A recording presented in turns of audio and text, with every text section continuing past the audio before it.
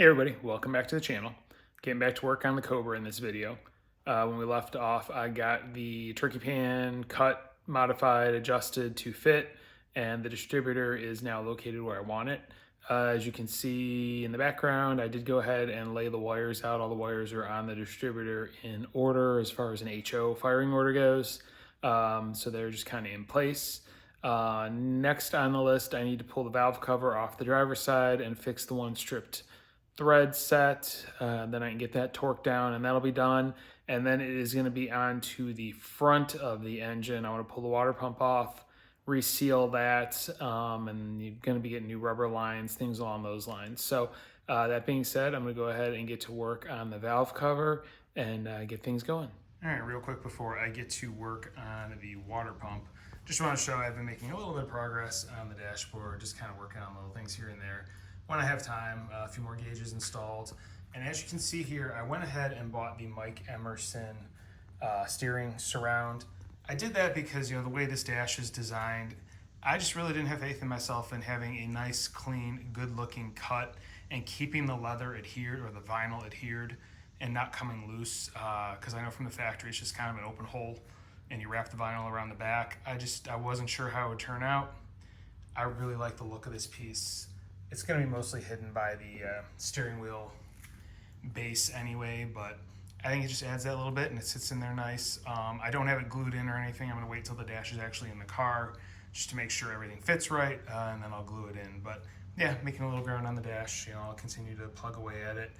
It's kind of one of those things where it's like if I have 15 minutes and don't want to get that dirty, I'll grab a switch, grab a gauge, whatever, and get it installed. All right, now that I've updated you on the dash, it is time to tackle the next project, and what I'm going to do is pull off the water pump.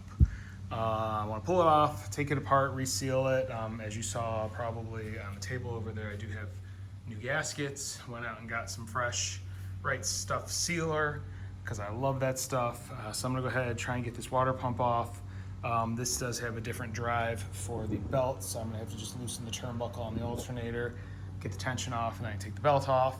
And then I will go ahead and start taking the water pump off and see, hopefully, none of the bolts break, and I can go ahead and take it apart, clean it up, reseal it, and get it slapped back on. All right, well, as you can see, water pump is off. You can see there is visible history of leaking and nastiness. Not really thrilled with what I'm seeing. Also, this thread here has got to be screwed up because there was actually a nut on the end of the bolt. So I'm probably gonna have to tap that or helicoil it. Here are the bolts I pulled out. Again, signs of lots of corrosion, probably not the right bolts. These are probably like hardware store specials that were purchased way back when. And then here is the water pump itself. Definitely signs of a lot of corrosion on it, lots of leaking, and the back is really nasty. So I was thinking I would just rebuild this, but I mean that back plate's pretty rotted. It's got a lot of corrosion on it. I may try and scrape away at it, see if I can get anywhere, but I mean you look at like that nut, that's nasty. And this thing just has a lot of corrosion, so it may be worth just buying a new water pump and calling it a day. Again, this thing's supposed to only have a couple thousand miles on it, but it is old, it's sat. God knows where parts came from and whatnot, but I mean, there's a lot of pitting on that water pump. So where the hoses connect, I'm thinking I'm probably just gonna be better off replacing the thing. I've got it apart. I'm this far in, replace it, probably buy a set of ARP hardware for the water pump, get rid of this garbage, because I mean, a couple of these, looking at threads, you can see it basically had 2 or 3 threads in the cover. That's it. That's all that was holding it in. It took a couple turns and the bolt came right out. So I'd like to get the proper hardware for it and the proper water pump, clean this up, do it right since it's apart. So that is probably where I'm at. So I don't think I'll be putting a water pump back on today. I'm going to be ordering parts. I'm probably also going to order new hoses. You can see the bottom one down there laying on the ground. Again, those are probably 30 years old, so it's probably worth ordering something new. Same with the upper hose. I've got part numbers and stuff. They still have the stickers on the hose, as you can see there. So I'll go ahead and order new upper hose as well. and then I'm gonna have to run custom heater lines because I no longer have the metal hard lines across the intake manifold that the 5-liter had, so I'm just gonna have to get some bulk heater hose of the proper sizes and get that put into place. So I am gonna start looking online and looking for water pump and bolts, get that stuff ordered, and go from there. All right, so for shits and giggles, I decided to take off the back plate, was able to get those 2 rusted out bolts out. And take a look at this impeller. It is rubbing onto that casing. So, I mean, you look at this thing, it waves at you. So I don't know where the hell this water pump came from, but it is a piece of garbage, what it looks like to me. So yeah, I believe I'll be ordering a new Ford water pump for the car. Might as well. Better be safe than sorry, because yeah, that doesn't look right. Don't believe that impeller is supposed to be rubbing and wearing through the back of the case like that. So yeah, that kind of explains why this thing is leaking like a sieve. So I'm gonna go ahead and order parts and move on to the next. All right, update time on the joy of owning a custom car that has been hacked on, worked on, had multiple people throwing parts at it. So this with the drive system that's on the front of the engine, it's not a standard 5-liter belt drive. It's not a serpentine. It's a serpentine ribbed belt, but it's a standard rotation water pump that's on here. So did some searching. I believe a 91 Crown Victoria 5-liter water pump is right for this. I found a remanufactured Cardon one at Rock Auto, ordered that. Hopefully it will fit. I did check like the height and some of the other measurements they provide. They all seem to match up. My biggest concern is the flange here, the distance. This should be right, and the one that I ordered should be right, so we will see. I do think I need to get this little bushing off of here because I think that is specific to this pulley that I pulled off to center that on the shaft. Now I'm thinking about it, so I'm gonna go ahead and try and get that little bushing off of there. But yeah, so I ordered that, so that's gonna be a few days before I get it. So this part of the repairs is on hold. I tried searching this part number that's on here, could not find it anywhere because I was at least just trying to look for a reference.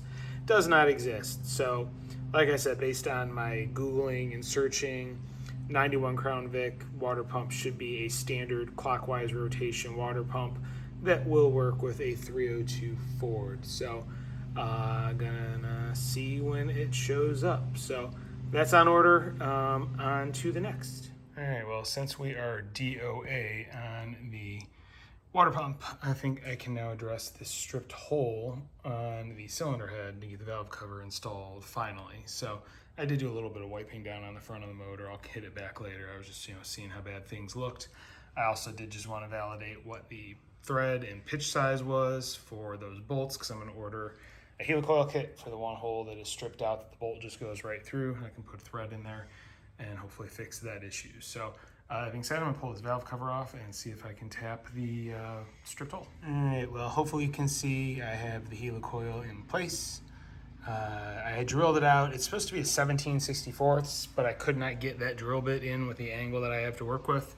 So I ended up using a quarter and just kind of hogged it a little bit using the bit on a 90 degree. You can see here I have a stubby drill bit and a 90 degree adapter for the drill. And then I just really slowly ran the tap down, and I used cutting oil right there as I was going down and just went almost a quarter at a time, pulled it out, cleaned the shavings off because I didn't want to break the tap. So the helicoil insert is in. I'll go ahead and try and get the valve cover on, and hopefully I can get everything tightened up. All right, and job done. All bolts are in, and they are torqued to 156 inch-pounds, which is 13 foot-pounds. So good to go. Valve cover is fixed and torqued down, and hopefully no more oil leak on this side of the engine as it previously was running down the side of the block based on that last bolt not torquing down. So pretty good to go there.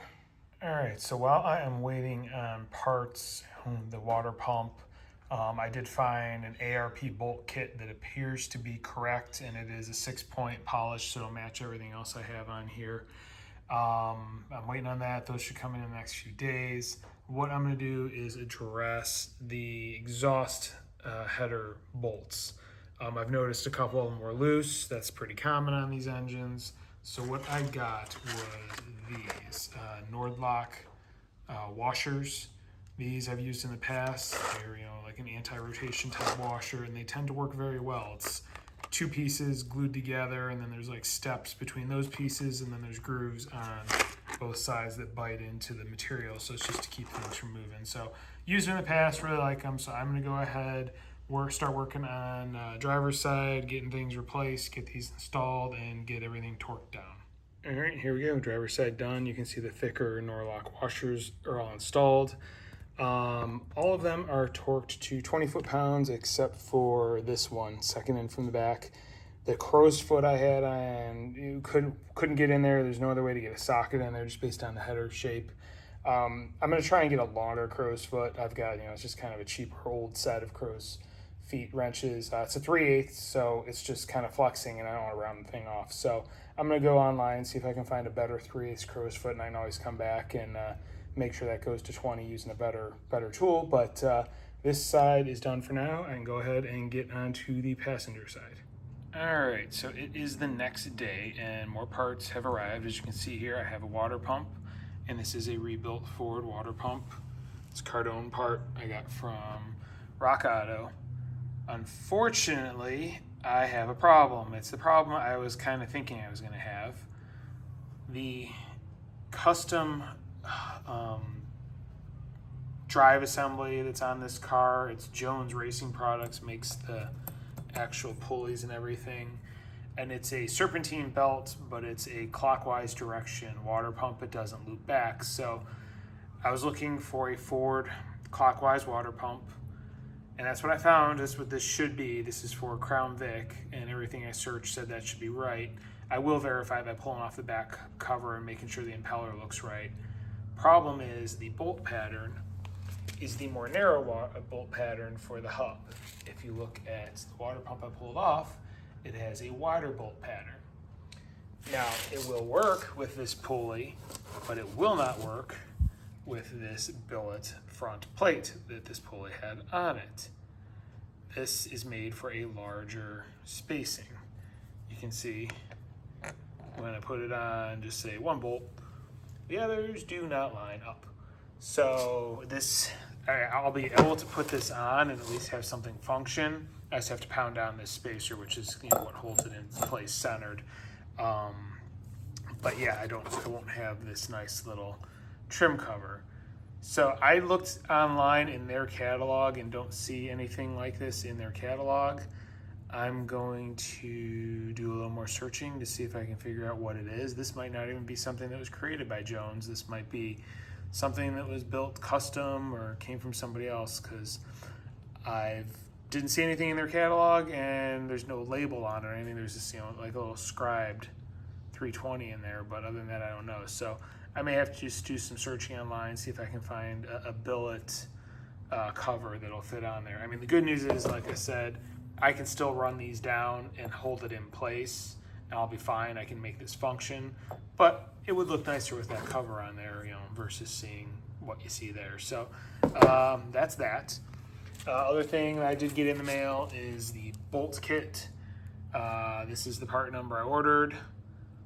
They are 6-point polished, which matches everything else I have on there. And I found a list online of all the bolts that were included with this with the lengths, and I kind of matched them up with what I had sitting there in that water pump.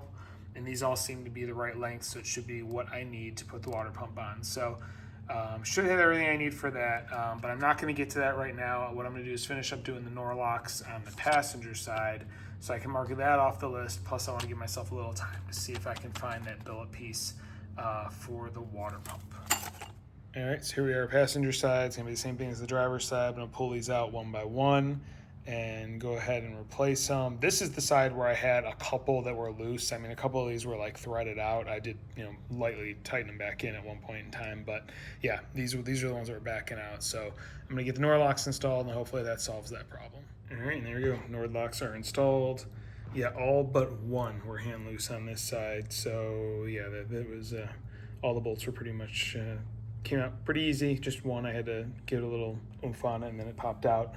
Similar to the other side, these sides, you can't get a socket in on them. So you need a crow's foot, and the crow's foot I have is crap. So they're not torqued to spec. The ones on the other side where you can get a socket and extension, those are torqued to 20 foot-pounds. I did order a better crow's foot, an actual name brand one, not the made in China crap that came with the set I have. Because the crow's foot I have now, the 3/8, it's actually rounded off and it just spins basically. So a new one should be coming in the next day or so. Once I get that, I will go back over the more difficult bolts to get access and get those torqued down to 20 foot-pounds as well. So those will be all set at that point in time. All right, with that, I think I'm going to call it a video here. This one's gone on for a little while now, probably long enough, and then I can just pick up the next one, hopefully with starting to get the water pump and front cover stuff addressed. Hopefully I'll get the crow's foot I need and I can torque everything down there and get those taken care of, and just continuing buttoning things up on this engine and moving along slowly but surely to get this thing fired up and back on the road. So if you like what you're seeing and you're interested in following along, please hit like, please hit subscribe, please hit the notification bell. If you have any questions or comments, please leave them in the comments section. I do read them and I will respond. That being said, thank you for watching and have a great day.